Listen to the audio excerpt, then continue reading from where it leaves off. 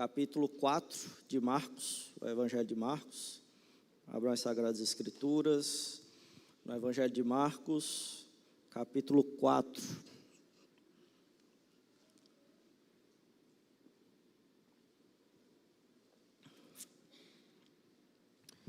Permaneça com suas Bíblias abertas.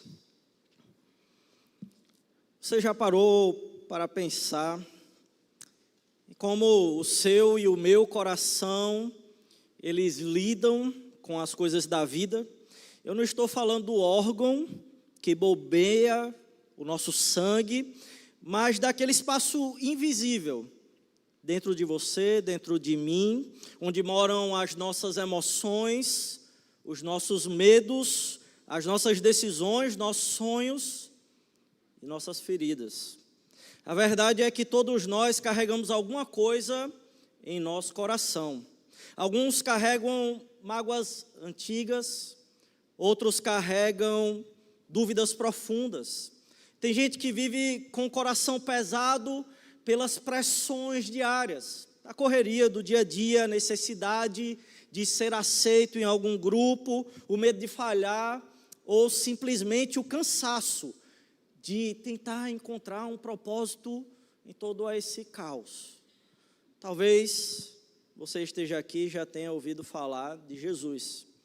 Talvez você o veja como mais uma figura religiosa entre tantas.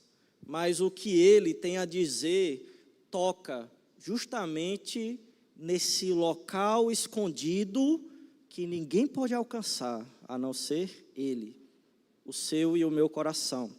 Jesus sabia que no fundo o que realmente define o rumo da nossa vida não é só o que fazemos ou conquistamos, mas o tipo de coração que nós temos. Agora talvez você possa dizer ou estar pensando, mas eu nem sou religioso. Ou talvez pensando que isso é só mais um mero discurso espiritual. Eu entendo. O mundo, ele está saturado, ele está cheio de palavras sem peso, promessas não cumpridas e soluções que só encobrem os nossos problemas. Mas aqui está a diferença.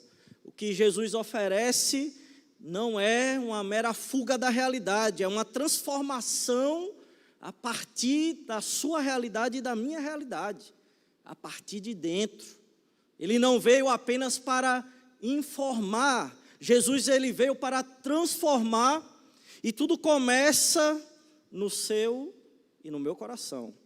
Se você sente que já tentou tudo e mesmo assim vive com aquele vazio dentro de você, se você sente que algo precisa mudar, mas você não sabe por onde começar, talvez a questão não esteja ao seu redor, mas o que está dentro de você. Para aquelas pessoas que já conhecem a pessoa do Senhor Jesus Cristo, essa mensagem ela é igualmente vital.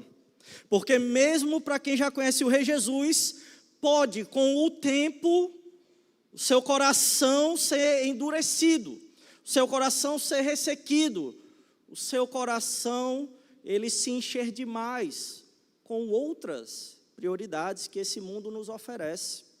Hoje o convite, ele é simples, mas ao mesmo tempo ele é profundo. Olhe para o seu coração. Eu tenho que olhar para o meu coração. Que tipo de solo o nosso coração ele tem sido?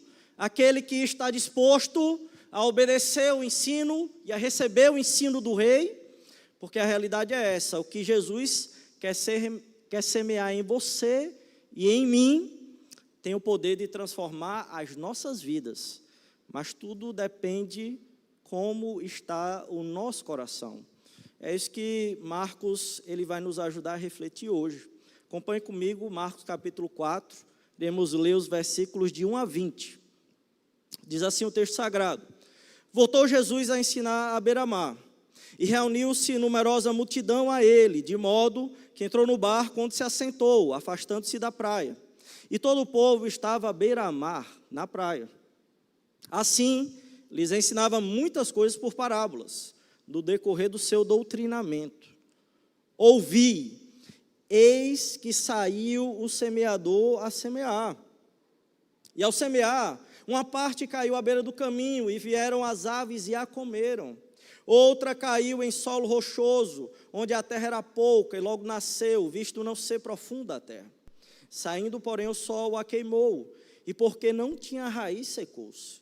Outra parte caiu entre os espinhos, e os espinhos cresceram e a sufocaram, e não deu fruto.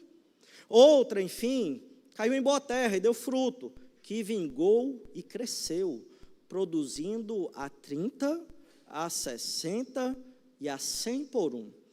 E acrescentou: quem tem ouvidos para ouvir, ouça. Quando Jesus ficou só, os que estavam junto dele com os 12 o interrogaram a respeito das parábolas. Ele lhes respondeu: a vós outros vos é dado conhecer o mistério do reino de Deus, mas aos de fora tudo se ensina por meio de parábolas, para que vendo, vejam e não percebam, e ouvindo, ouçam e não entendam, para que não venham a converter-se e haja perdão para eles. Então lhes perguntou: não entendeis esta parábola? E como compreendereis todas as parábolas? O semeador semeia a palavra. São estes os da beira do caminho, onde a palavra é semeada. E enquanto ouvem, logo vem Satanás e tira a palavra semeada neles. Semelhantemente, são estes os semeados em solo rochoso, os quais, ouvindo a palavra, logo a recebem com alegria. Mas eles não têm raiz em si mesmos, sendo antes de pouca duração. Eles, chegando à angústia ou à perseguição, por causa da palavra, logo se escandalizam. Os outros, os semeados entre os espinhos, são os que ouvem a palavra, mas os cuidados do mundo, a fascinação da riqueza e as demais ambições, concorrendo, sufocam a palavra, ficando ela infrutífera. Os que foram semeados em boa terra são aqueles que ouvem a palavra e a recebem, frutificando a 30, a 60 e a 100 por um. Feche seus olhos, vamos ter um momento de oração. Senhor, nós queremos te agradecer imensamente a tua palavra sagrada, qual podemos ler. Pedimos a ti que o Senhor aplique em nossos corações, que o Senhor edifique a tua igreja através da ministração de hoje e eu possa ser encontrado fiel manejando a palavra da verdade. É isso que nós pedimos, em nome de Jesus, amém. Meus irmãos, já temos visto um pouco do Evangelho de Marcos e o contexto de Marcos é um contexto de cristãos em perseguição. Ele foi um discípulo próximo de Pedro.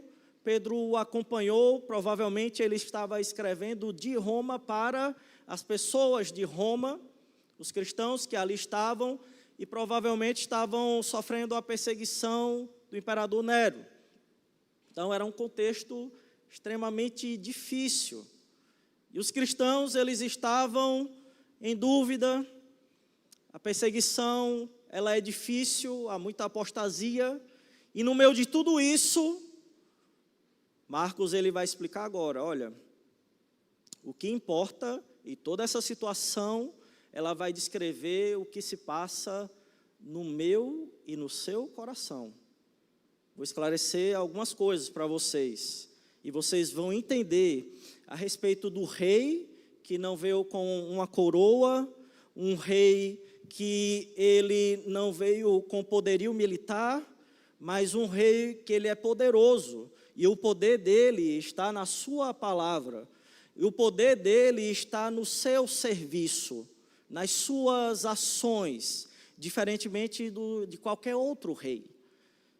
E você vai ver que a palavra dele é viva, eficaz e transforma. Agora depende do seu e do meu coração em todos os contextos que eles são expostos. É sobre isso que vamos refletir hoje, meus irmãos, no capítulo 4 do Evangelho de Marcos. Que o Rei Jesus, ele ensina sobre os tipos de corações existentes. Isso é importante para nós, mesmo num contexto de não perseguição. Talvez num contexto de conforto e de paz, isso se torne ainda mais perigoso e envergonhador. Como nós nos comportamos reflete os nossos corações. E Marcos, então, ele vai mostrar que o Rei Jesus ele ensina sobre os tipos de corações existentes. E se os irmãos acompanharam a pregação passada, viram que eu falei que Marcos ele tem um estilo chamado sanduíche, onde ele pega uma banda do pão, a outra banda do pão, e no meio tem o recheio. E ele faz isso novamente. Na centralidade está aquilo que ele quer enfatizar, e nas bandas estão aquilo que ele quer que chegue no meio. Então nós não vamos ler sequencialmente os versículos, porque essa parábola o próprio narrador, Marcos, ele interpreta para a gente, ele dá a interpretação de Jesus. Então nós vamos colocar as duas bandas do sanduíche lado a lado e deixar o meio para o final. Então acompanhe aí no seu texto e nós vamos, vai fazer sentido conforme eu for expondo.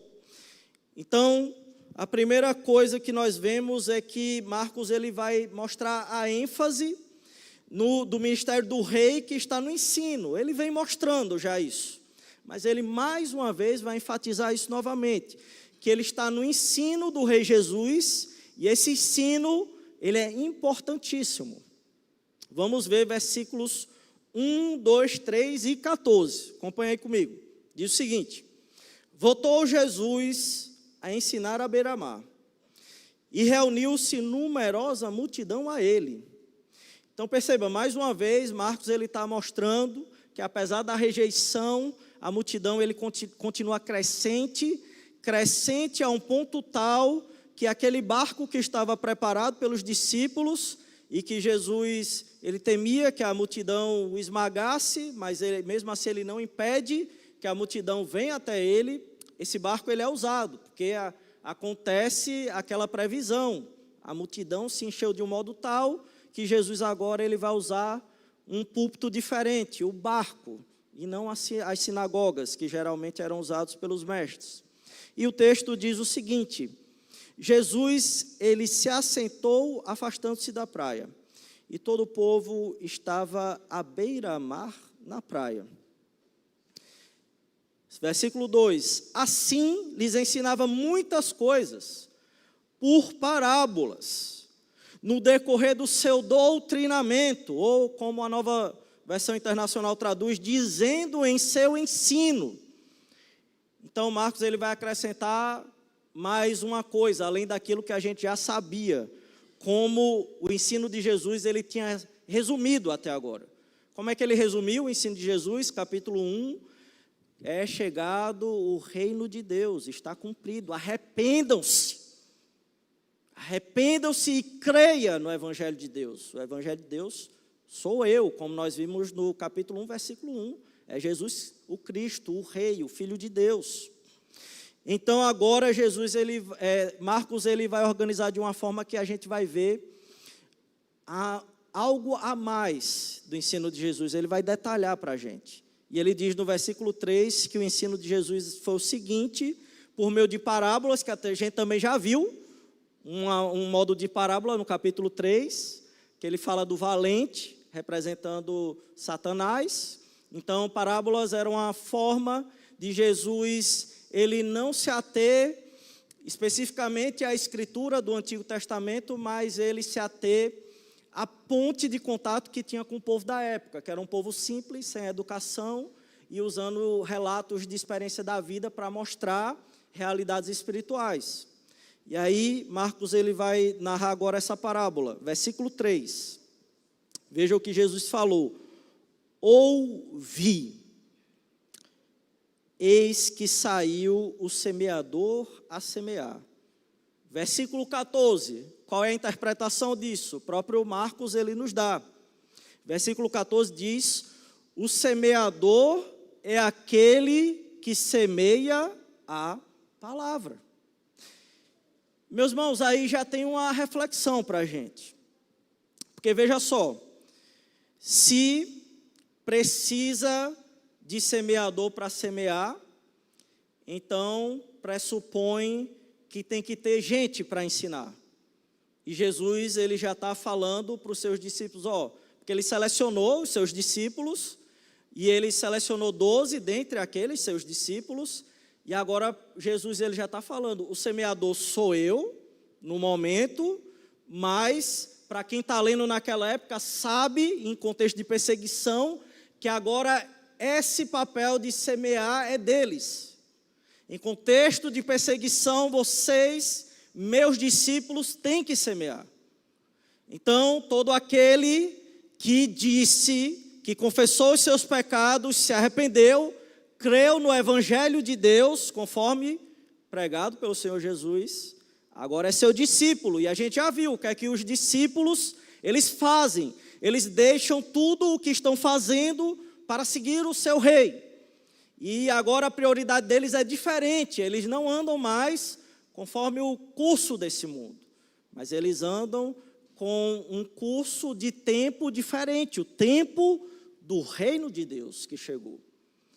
Isso é importante para a gente, meus irmãos, porque antes de tudo, antes de você e eu nós sermos qualquer coisa, antes de você ser pai, antes de você ser mãe, antes de você ser avó, antes de você ser avô, antes de eu ser pastor, antes dos presbíteros serem presbíteros e antes dos diáconos serem diáconos, nós somos discípulos do Rei Jesus. Todo aquele que confessou e creu no Evangelho, se arrependeu dos seus pecados, são discípulos do Rei. E qual é o papel dos discípulos do Rei? Ser o semeador. Semear a palavra de Deus. E para semear a palavra de Deus, meus irmãos, no contexto daquela época, aquele público de 2000 anos atrás, eles falavam essa língua, a língua grega, é a língua que a Bíblia foi escrita. Eles viviam na cultura da época e eles não precisavam de explicações como um pastor. Eles não precisavam naquele momento de um pastor, mas eles tinham ali os apóstolos que estavam ali vivos, alguns, né? Talvez viveram essa experiência. Eles tinham pessoas que andaram com os apóstolos, como Marcos, ele andou com Pedro, e aí era fácil ele explicar a carta que ele leu, a carta que ele deu para aquela igreja. E ainda assim, quando a gente vê em Atos que os pastores foram constituídos, eles eram pessoas que representavam 10 a 15% daquela população, porque eles sabiam ler, eles sabiam escrever, e isso já era um grande feito para a época. Então, eles não precisavam do que você está falando, Claudino? Meus irmãos, o pastor, aquela pessoa que prega, aquele que não só prega, mas aquele que vai dar uma palestra aqui na igreja, aquele que prega, aquele que estuda para dar a EBD, a Escola Bíblica Dominical, essa pessoa, ela tem que necessariamente voltar 2000 anos no tempo. E voltar 2000 anos é difícil. Voltar 2000 anos exige muito de você. Você não precisa só voltar 2000 anos para instruir as pessoas da igreja, porque a gente tem o texto, mas o texto ele é de difícil interpretação, e para isso Deus constituiu pastores, mestres, pessoas dotadas pelos méritos de Cristo. E essas pessoas, pelos méritos de Cristo, que têm o dom, meus irmãos, elas têm que se dedicar ainda. Então não é fácil. Tem que ir no texto original muitas vezes, tem que ver em narrativas. Esse gênero literário que estamos lendo é uma narrativa, meus irmãos. E a narrativa, Marcos, ele organizou e colocou esse capítulo 4 com uma intenção. Então, eu não posso simplesmente citar esse texto e dizer que é aquilo que eu estou interpretando. Eu estou falando isso, meus irmãos, porque o semeador, ele só vai ser semeador se ele estiver preparado. E a preparação vem com os pastores, mestres, pessoas que ensinam vocês na escola bíblica dominical e no púlpito. Agora, veja só, se o semeador, se para todos nós sermos semeadores, Deus ele constituiu essas pessoas para isso, isso demanda da igreja uma grande preocupação, porque não pode ser qualquer pessoa que deva estar aqui no culto à noite, meus irmãos. Mas é uma pessoa que vocês entendem que foi dotada por Deus e que estuda, e que volta 2000 anos, e que vai consultar uma língua morta, e que não dá para ligar para Marcos, para Paulo e perguntar: ei, o que é que você quis dizer com isso? E essa pessoa, ela não vai fazer só isso, mas ela vai estudar a sociedade também, porque essa pessoa pega 2000 anos de cultura, de língua, e agora eu tenho que falar no português para vocês, eu tenho que falar na linguagem para vocês, e isso requer mais tempo ainda. Como é que eu vou falar aquilo que eu entendi para pessoas que são de língua, de culturas diferentes, criações diferentes, educações diferentes? Como é que eu vou melhorar tudo isso?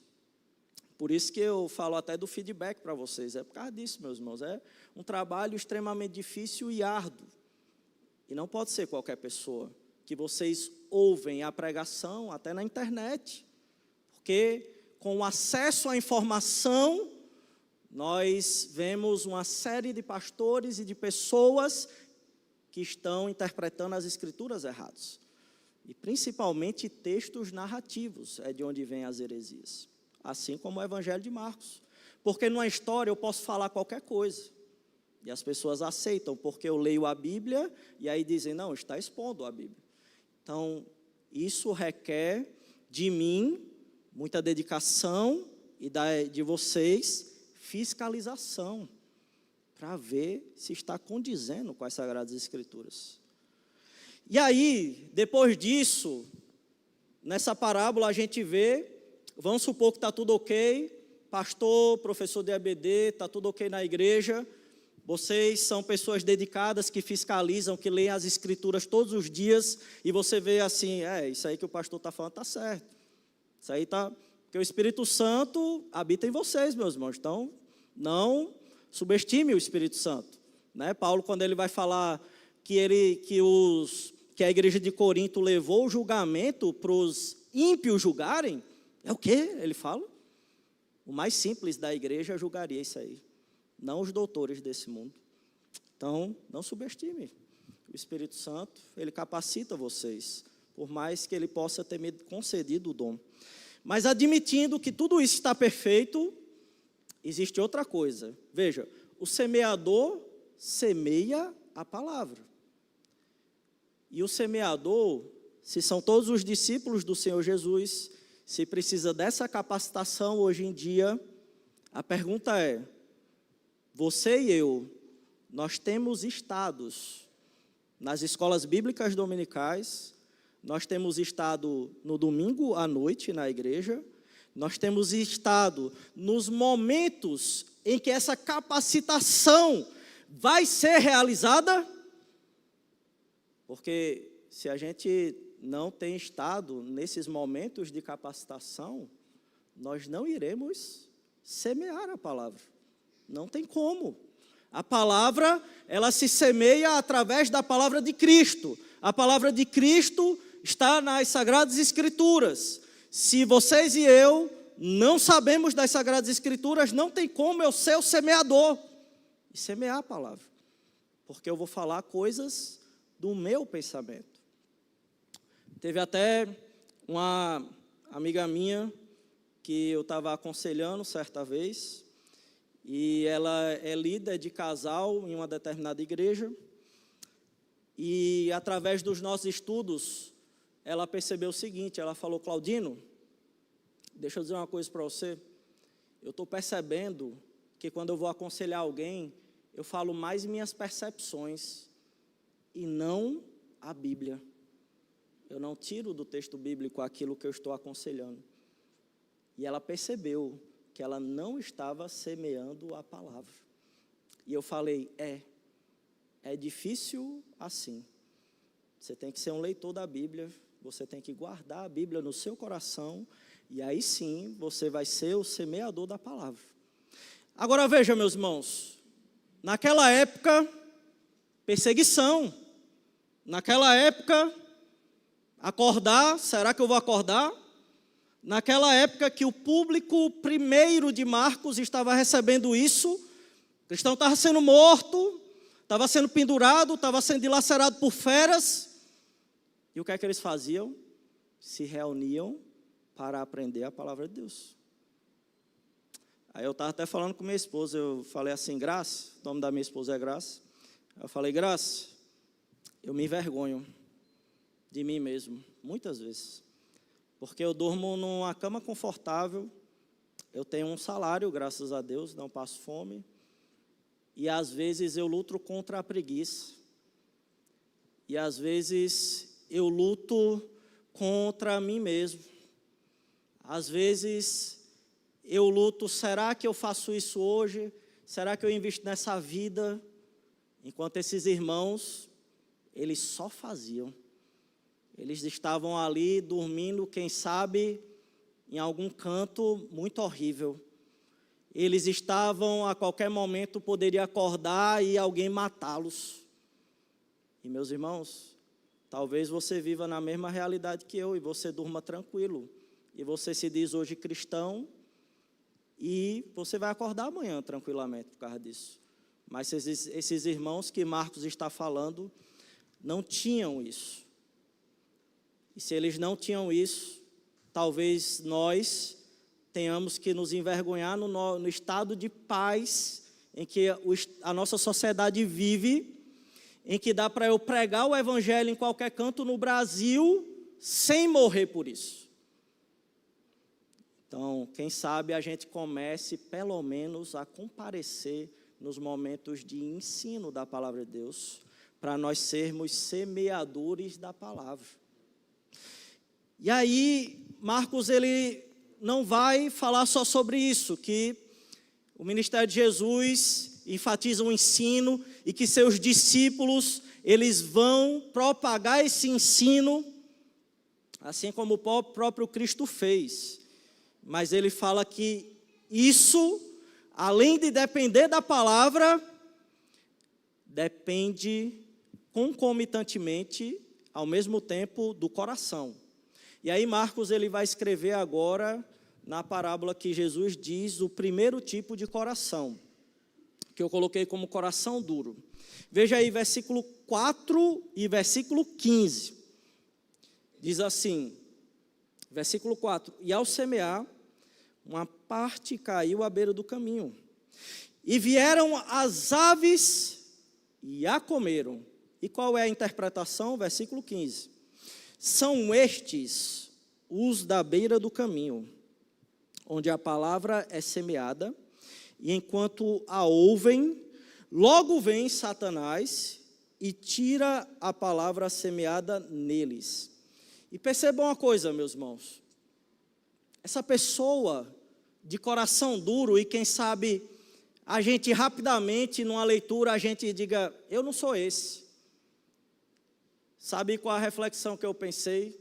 Essa pessoa, ela estava sendo ensinada, ela estava no local de ensino, ela estava aprendendo. Mas ela não tinha o coração correspondente para frutificar esse ensino. E aí, Jesus ele vai dizer então que o semeador ele está indo para os solos, mas conforme ele vai despejando as sementes, ele quer arriscar nas possibilidades.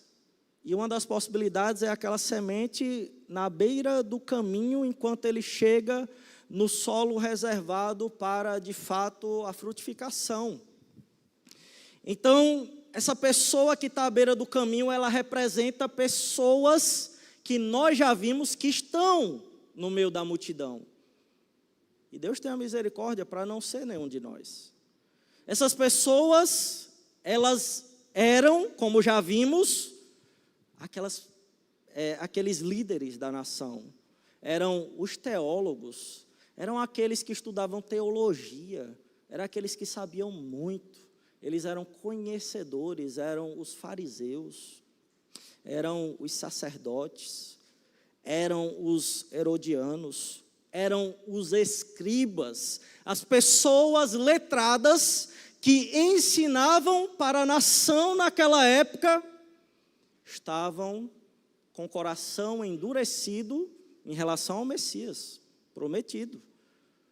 Sabia tudo de Bíblia, mas isso que eles conheciam, na verdade Deus se transformou no objeto pessoal deles.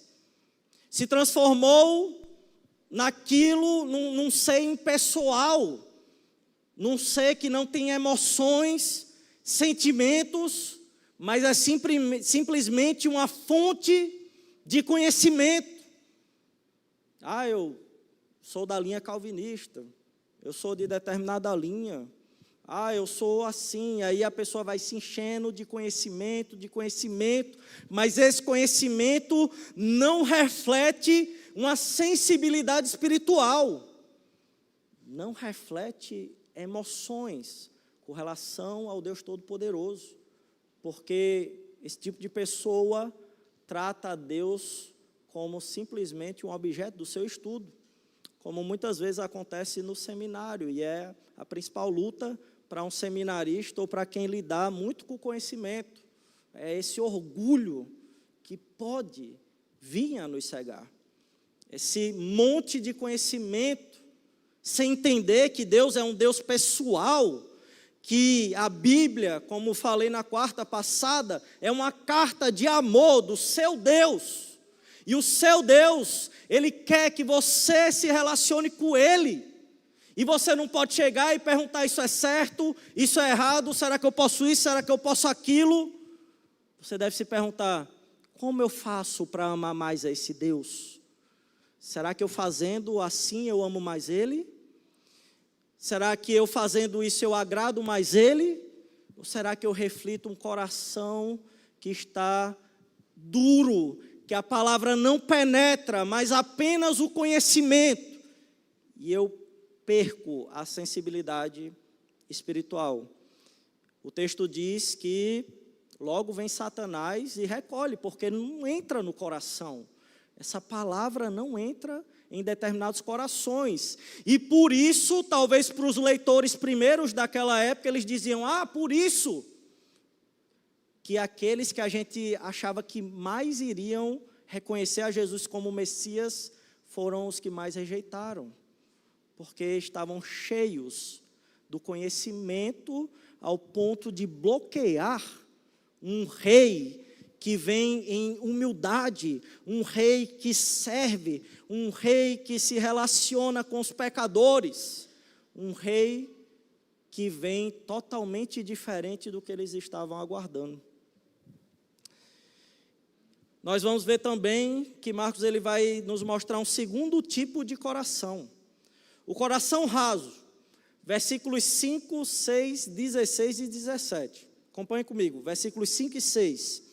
Diz assim: outra caiu em solo rochoso, onde a terra era pouca, e logo nasceu, visto não ser profunda a terra. Versículo 6, saindo, porém, o sol a queimou, e porque não tinha raiz, secou-se. Versículo 16, a interpretação, versículo 16 e 17 diz: semelhantemente são estes, os semeados em solo rochoso, os quais, ouvindo a palavra, logo a recebem com alegria, mas eles não têm raiz em si mesmos, sendo antes de pouca duração, eles chegando à angústia ou à perseguição por causa da palavra, logo se escandalizam. Então existe um outro tipo de solo, de coração. E perceba, meus irmãos, que as situações, a sua recepção e a minha recepção em relação à palavra, ela não revela outra coisa senão nós mesmos. Então, existe um tipo de coração, um coração raso, superficial com relação à palavra de Deus, que recebe, esse chegou a penetrar pelo menos.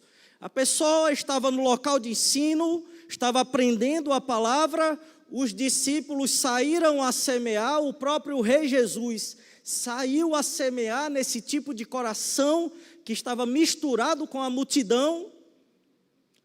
e com alegria recebeu, e com entusiasmo recebeu. E disse, vou ler as Sagradas Escrituras, e talvez até leu as Sagradas Escrituras, talvez se dedicou, talvez se debruçou por um tempo, enquanto estava tudo bem na vida, enquanto estava tudo tranquilo, enquanto o Evangelho não exigiu nenhum compromisso da sua parte, ele estava lá, alegre, estava na igreja. Mas chegou um momento que ele viu pelo Evangelho, pela palavra de Cristo, que ele não poderia mais se relacionar com determinados tipos de pessoas. Porque essas pessoas, os seus antigos amigos, eles vão para bares, eles vão para locais de prostituição, eles vão com as prostitutas, eles vão para a bebedeira, eles vão se esbanjar no mundo e nos seus prazeres. E ele viu assim, será mesmo que eu tenho que deixar isso? Será que eu tenho que não frequentar determinados lugares? E para quem está no contexto universitário, aí eu já fiz universidade, fiz no melhor setor da UFRN, setor 2. E aí lá no setor 2 da UFRN, quem conhece, é o setor onde na minha época tinha bolo de maconha vendendo, tinha só coisa boa lá, para dizer o contrário, tá? Foi onde houve uma conquista importantíssima para as pessoas de lá, banheiro unissex, eu estava nesse momento, maravilha. E aí, meus irmãos, essas pessoas, por mais que a gente tenha diferenças com elas, e elas vivam um curso diferente de mundo, elas são pessoas agradáveis, às vezes elas são pessoas mais empáticas do que as pessoas da igreja. E eu dou um exemplo, teve uma irmã na igreja presbiteriana do Brasil, que ela divorciou-se. E essa irmã, quando ela se divorciou, a igreja a rejeitou. Os pais dela moravam em outro estado. Ela tinha o marido dela como uma das fontes que compartilhava a renda dela. E a igreja, em vez de acolher essa pessoa, a igreja a desprezou. A igreja fechou suas portas. Ah, você está se divorciando, né? Não sei o quê. Beleza, valeu. Não fez nada. E ela estava sendo despejada da casa dela, porque o seu marido a traiu com outra pessoa. E aí, toda essa situação, a igreja, além de fazer isso, a igreja disse que a culpa do divórcio foi ela. E com os anos se provou que, na verdade, ele já tinha abandonado o evangelho há muitos anos, meus irmãos. Mas essa pessoa, diferentemente dessa aqui com coração superficial, ela se manteve no evangelho até hoje. Mas o que eu quero dizer com isso é que essas pressões podem vir tanto externamente, do nosso ambiente social, em que nós queremos pertencer a um grupo social lá fora, e às vezes para isso, mantemos uma prioridade inferior em relação ao reino de Deus e ao evangelho, para pertencer àquele grupo, para fazer parte daquela roda de pessoas, e para se sentir pertencido, porque às vezes na igreja nós somos rejeitados e desprezados, e aí a gente se acha certo, e às vezes a gente até pode pensar assim, por isso que eu não frequento mais igreja, porque igreja eu já frequentei, eu fui rejeitado, eu fui desprezado, ninguém me acolheu bem. Aí Jesus está falando, ei, isso aí revela o seu coração, isso aí revela o meu coração. As pessoas podem estar erradas, podem estar enganadas, mas você também está. Porque o seu coração é raso. Vem a angústia, vem as pressões. Não! E aí vem o descompromisso com relação ao reino de Deus. E essa palavra é dura para todos nós, meus irmãos. As pressões, elas falam mais sobre nós. As pressões internas na igreja e as pressões externas no mundo, elas falam mais sobre nós e nosso compromisso com o evangelho e mostra o nosso coração. Será que o meu coração é raso? Será que o seu coração é raso? Que vem a alegria no começo, mas vem angústia, vem dificuldade, vem pressão na igreja, vem desprezo na igreja, vem uma vontade de pertencimento lá fora. É só uma mentirinha, é só... Não, eu errei uma vez, mas todo mundo erra. E aí você vai ficando descompromissado com o evangelho ao ponto de, talvez, você e eu chegarmos a um momento de cegueira espiritual e não percebemos que nós não estamos mais mantendo o compromisso com o reino de Deus. E aí vem o escândalo. Você e eu saímos da igreja, saímos do corpo de Cristo, não queremos mais nada. E nos achamos sabedores do conhecimento, rejeitando a estrutura que o próprio Deus deixou, por mais ruim que pareça. Esses irmãos estavam perseguidos. Você acha que não tinha conflito interno na igreja? Leia Atos, tinha problemas internos. Você acha que só tinha problemas de perseguição e de morte? Não. Tinha tanto essa pressão fora, quanto a pressão dentro, e existiam falsos mestres até nessa época de perseguição, meus irmãos. Então, eles tinham muito mais resistência, pelo menos ao meu ver, que eu. Porque eu não tenho todas essas provações e pressões. E minha família não me rejeitou a partir do momento que eu aceitei o evangelho. Talvez a maioria não tenha tido essa experiência de rejeição, ou talvez não. E aí nós vemos agora o terceiro tipo de coração. Coração cheio, versículo 7, 18 e 19, diz o seguinte: outra parte caiu entre os espinhos, versículo 7, e os espinhos cresceram e a sufocaram, e não deu fruto. Versículo 18 e 19, a interpretação: os outros, os semeados entre os espinhos, são os que ouvem a palavra, mas os cuidados do mundo, a fascinação da riqueza e as demais ambições, concorrendo, sufocam a palavra, ficando ela infrutífera. Veja só, que duro para nós, mais uma vez. Jesus Cristo, ele diz, olha, tem pessoas que não é só a atitude, mas internamente os desejos, a sua mente, a minha mente, o que é que você deseja? Os desejos, com relação ao quê? Com relação ao mundo, está a todo momento preocupado com o que vai receber aqui e agora. A ansiedade, talvez com o trabalho. Talvez você esteja aqui no culto e está pensando na sua promoção. Ou talvez você está preocupado com a situação que está acontecendo no seu trabalho. Você está preocupado com coisas desse mundo, assim como eu posso estar também. Problemas financeiros, que são problemas reais, mas são problemas deste mundo. Problema se meu filho, será que meu filho, ele vai fazer uma boa faculdade? Eu vou fazer de tudo para ele estudar num bom colégio, para ele ter o melhor cursinho, porque eu quero ele na federal, eu quero que meus filhos eles sejam advogados, que eles passem direito na UFRN, que eles passem medicina na UFRN. Não, eu quero fazer com que meu filho, eu vou mostrar tudo, como funciona a minha empresa, porque eu quero que meu filho, ele herde a minha empresa. E você se esforça, você se dedica, isso exige tempo, isso exige dedicação. E é a minha e a sua preocupação. E quando a gente é muito preocupado com as coisas daqui, Jesus ele diz, você não é preocupado com o meu reino. Não tem como.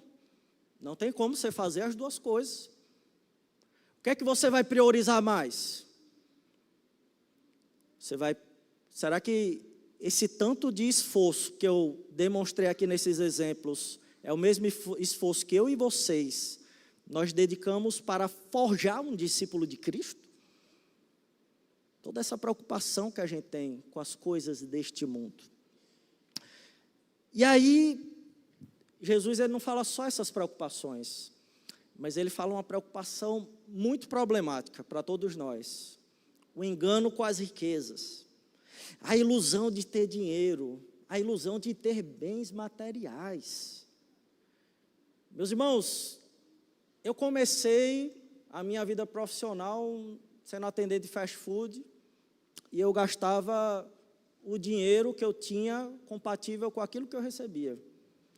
Hoje, pela graça de Deus, eu sou concursado, mas antes de ser concursado, eu trabalhei na telemarketing, e aí eu ganhei aquilo mais uma vez, aumentou um pouco o meu salário, e eu gastava compatível. E agora que eu sou concursado, eu gasto compatível também. E às vezes a gente engana o nosso coração e o potencial de mal no nosso coração. E a gente diz, se eu fosse milionário, eu ia ser mais generoso. Mas só que Deus está perguntando, e agora? Você e eu não. Porque se você não é agora, você não vai ser depois. Você e eu estamos nos enganando com as riquezas. Você está desejando e eu desejando coisas materiais. E às vezes a gente deseja tanto as coisas materiais, meus irmãos, que nós estamos aqui se reunindo pela manhã, tendo nossas orações, e nós estamos tentando de uma maneira instrutiva e lendo versículos bíblicos para mostrar as orações que existem na Bíblia e como nossas orações devem ser. E o que eu vi, pelo menos na minha vida de cristão, foi as pessoas orando mais por coisas materiais do que espirituais. Eu ia numa reunião de oração, era enfermidade, era concurso, era emprego, era carro, eu vou trocar uma roda no meu carro, que Deus ele não sei o quê. Eu peço que Deus ele consiga um bom emprego para o meu filho. São pedidos bons, meus irmãos. Mas só que a única vez, e a gente viu a oração do Pai Nosso, e seguiu a petição da oração do Pai Nosso, Jesus ele fala, o pão nosso de cada dia. E a gente está sempre pedindo pelo amanhã. E isso revela o meu e o seu coração preso ao engano das riquezas. E não a espiritualidade do reino. Porque a única coisa futura que nós deveríamos estar orando é venha o teu reino. Que eu desejo o teu reino, que eu anseio pelo teu reino, que eu tenho esperança na vida eterna. Que esse desejo cresça no meu coração. E aí Jesus vai falar ainda que qualquer desejo por outras coisas, interesses pessoais, seu e meu, que nós temos, e nós temos, meus irmãos, nós temos coisas talvez inofensivas, Netflix, YouTube, streamers, temos tantas ocupações que esse mundo nos entorpece. E Jesus diz, não tem como você fazer isso e ser compromissado com o meu reino ao mesmo tempo. E teve uma igreja que eu trabalhei com um grupo de pessoas, e esse grupo de pessoas eram pessoas novas que ainda não trabalhavam, nem nada do tipo, e quando ia fazer um compromisso na igreja, eu falava assim, meus irmãos, eu quero discipular vocês na casa de vocês, eu vou lá, eu pago. Na época que eu era seminarista, e aí as pessoas diziam, tá certo, Claudino, tá. Teve até pai que chorou, que se emocionou, e eu sempre pedi, estou esperando até hoje, ir lá na casa dessas pessoas. Para vocês verem, meus irmãos, o compromisso que isso fala sobre nós temos que tomar cuidado. Porque esse mundo, ele vai nos tragar, se não nos examinarmos, e nós não teremos espaço suficiente no nosso coração, porque o nosso coração está cheio de outras coisas. Eu não tenho tempo, pastor, para evangelizar, eu não tenho tempo para discipular outra pessoa, para ficar frequentando a casa de outra pessoa, lendo a Bíblia, isso aí demanda muito tempo. Meu Deus do céu, eu tenho menino para criar, eu tenho trabalho, eu tenho outras prioridades, mas não o reino. Jesus chama esse coração de um coração cheio de tantas coisas que ele sufoca a palavra que eu e você nós recebemos. O quarto tipo de coração é o coração quebrantado, versículo 8 e 20. Acompanhe comigo, versículo 8. Diz: outra, enfim, caiu em boa terra e deu fruto, que vingou e cresceu, produzindo a 30, produzindo a 60, produzindo a 100 por um. Versículo 20. Os que foram semeados em boa terra são aqueles que ouvem a palavra e a recebem, frutificando a 30, a 60 e a 100 por um. Meus irmãos, esse coração é o coração quebrantado, porque todos nós temos aquele primeiro coração, nós começamos assim. Mas se a palavra do Rei, de fato, habita em você e em mim, o que é que vai acontecer? Vem as pressões sociais dos nossos grupos.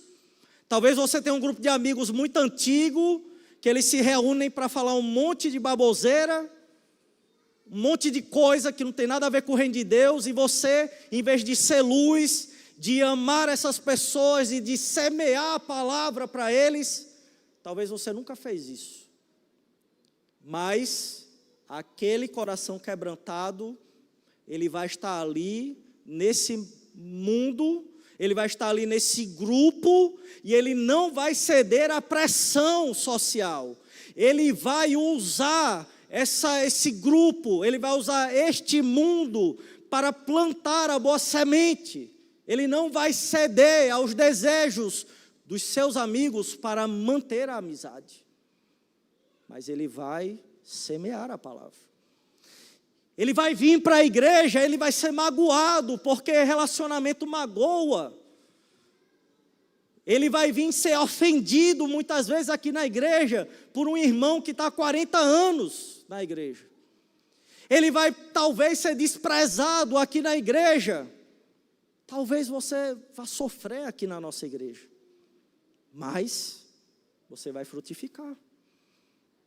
Você não cede à pressão, porque o seu compromisso é com o Rei, com sua palavra.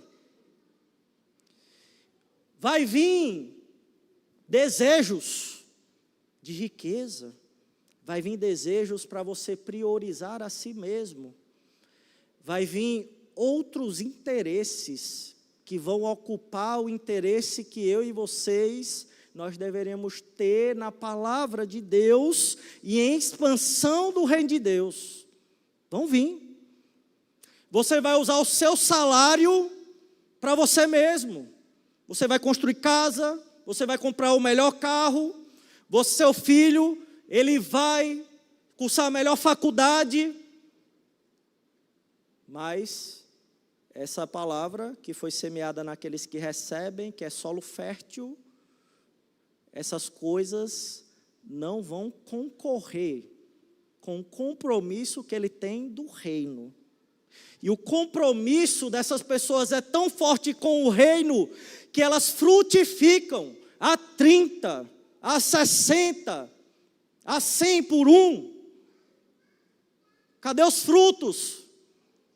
Não tem. Meu fruto é uma casa, meu fruto é um carro, meu fruto é o dízimo que eu dou todo mês para a igreja. Eu oferto na igreja, esse é o meu fruto. Jesus, ele vai perguntar isso, meus irmãos. Será que a gente vai apresentar essas coisas? Será que isso é o fruto que Marcos está falando aqui?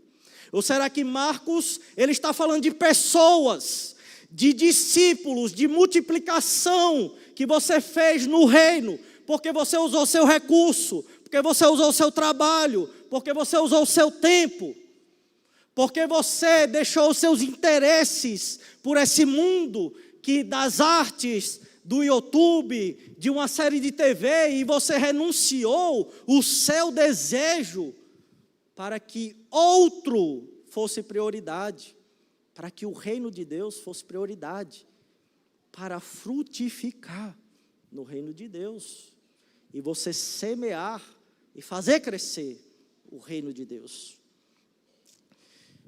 Por último, o resultado da aceitação do ensino do rei, que é o sanduíche, o centro da parábola, depende do tipo de coração e depende do próprio rei Jesus, do próprio Deus.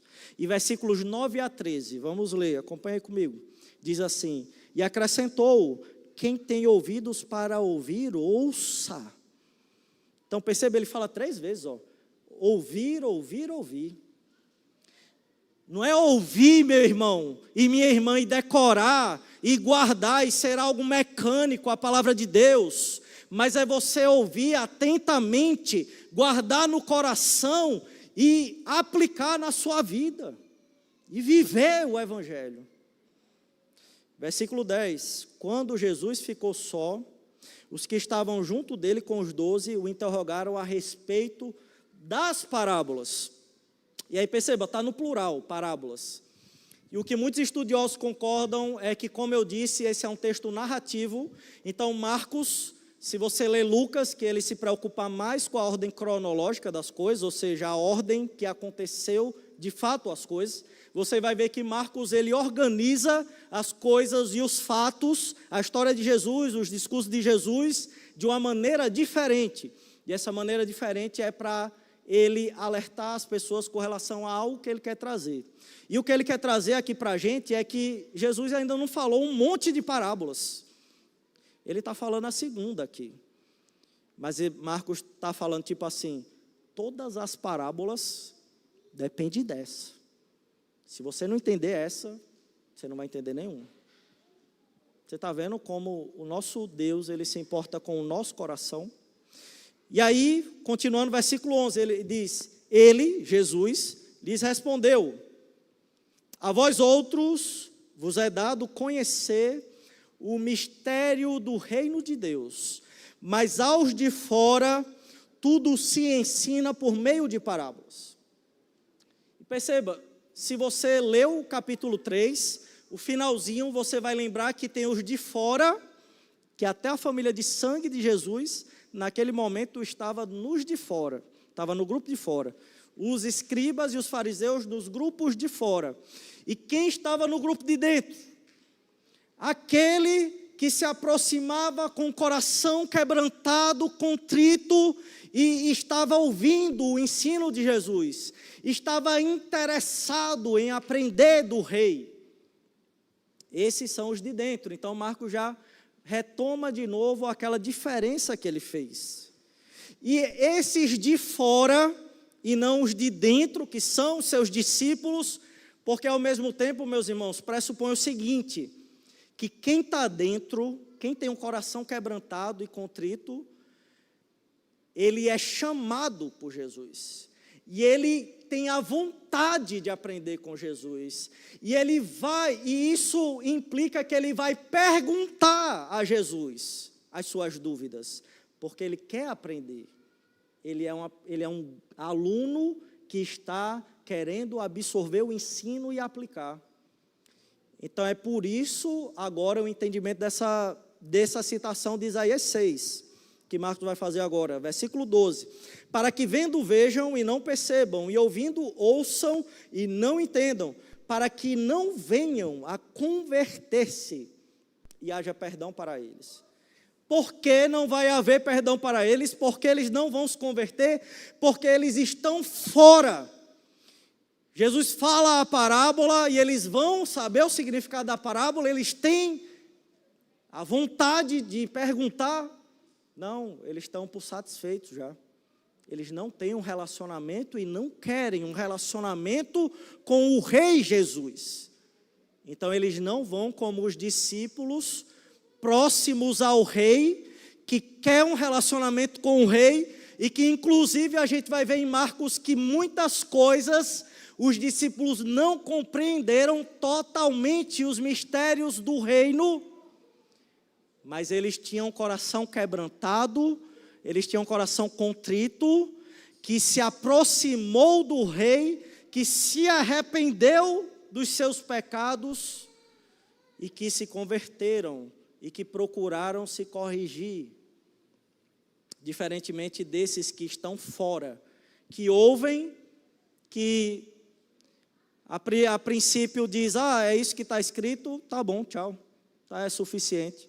Mas não quer aplicar na sua vida, não leva essa palavra e guarda no seu coração, esses não vão se converter, não vai haver perdão para esses, assim como não houve perdão para a nação que Isaías pregou, que é o capítulo 6 de Isaías. Isaías, você vai pregar, mas ninguém vai se converter, porque eles não querem um relacionamento comigo. E essa é a mensagem do nosso Rei Jesus. Eles não vão se converter, porque seus corações não querem a minha pessoa. Versículo 13, então Jesus perguntou, não entendeis esta parábola, e como compreendereis todas as parábolas? Mais uma vez, Jesus e Marcos, eles nos levam a refletir as coisas que acontecem e as respostas que você dá a esses fatos na sua e na minha vida diz sobre você e diz sobre mim e diz sobre o tipo de coração que temos. Então nós voltamos à pergunta inicial, meus irmãos. Como está o meu e o seu coração? Depois de tudo que ouvimos da boca do próprio Jesus, não dá mais para tratar o nosso coração como algo neutro, automático, mecânico, indiferente o que pensamos e nossas motivações. Ele é o centro das nossas decisões, é o centro das nossas reações, e acima de tudo, é onde a palavra do rei vai habitar ou não. A questão nunca foi apenas sobre religião ou tradição, mas sobre a disposição do nosso coração para a verdade do Evangelho, a verdade que transforma. Porque o tipo de coração que eu e vocês nós temos vai definir o tipo de vida que teremos. Será que nós vamos ter uma vida longe do rei? Achando que está perto? Ou será que nós vamos viver perto do rei e um relacionamento com o rei frutífero? Hoje, o rei ainda continua semeando. O rei está aqui. A palavra de Cristo está aqui. E a pergunta continua ecoando. Nosso coração está pronto para receber a palavra do rei Jesus? Que o nosso clamor seja, Senhor, quebra o meu coração e torna-o terra boa, torna-o terra frutífera para a tua palavra e crescimento e multiplicação do teu reino. Eu peço aos irmãos que fechem seus olhos, vamos orar ao Senhor. Senhor, nós queremos pedir a Ti que cada um de nós tenha vigilância com relação aos nossos corações. Vimos nessa parábola que é o paradigma, que é o fundamento para todo o curso do Teu reinado, de como iremos servir ao Rei, que o Senhor possa nos capacitar a sermos vigilantes e atentos ao nosso coração mau, ao nosso coração ruim, onde habita o pecado, e que nós possamos tomar cuidado, meu Deus, com relação ao nosso compromisso de servir a Ti, que nós possamos tomar cuidado com o que esse mundo nos oferece, na maneira como priorizamos as coisas deste mundo, Deus nos faz a todo momento questionarmos a nós mesmos, a questionarmos se aquela motivação, se a motivação por trás daquilo que estamos fazendo é o rei e o reino. Cuida de nós, meu Deus, porque somos fracos. Somos como esses fariseus e escribas. Somos como esses discípulos que não compreenderam todos os mistérios do reino. Que o Teu Santo Espírito nos fortaleça, nos dê encorajamento, para que possamos, de fato, priorizarmos o compromisso que temos contigo, de arrependimento, de perdão de pecados, e de expansão do Teu reino, e de viver o tempo do Teu reinado agora. Nos ajuda, Deus, a disponibilizarmos nossos talentos, dons, recursos, para semearmos a Tua palavra, para sermos esse semeador, e para sermos ao mesmo tempo esse coração fértil ao Teu reino. Senhor, pela Tua graça, pela Tua misericórdia, pelo poder da ressurreição de Cristo, nos dá capacidade de frutificarmos a 30, a 60 e a 100. Que nós possamos ter frutos. É isso que nós pedimos em nome de Jesus. Amém. Meus irmãos, vamos encerrar este culto entregando nossas vidas ao Senhor.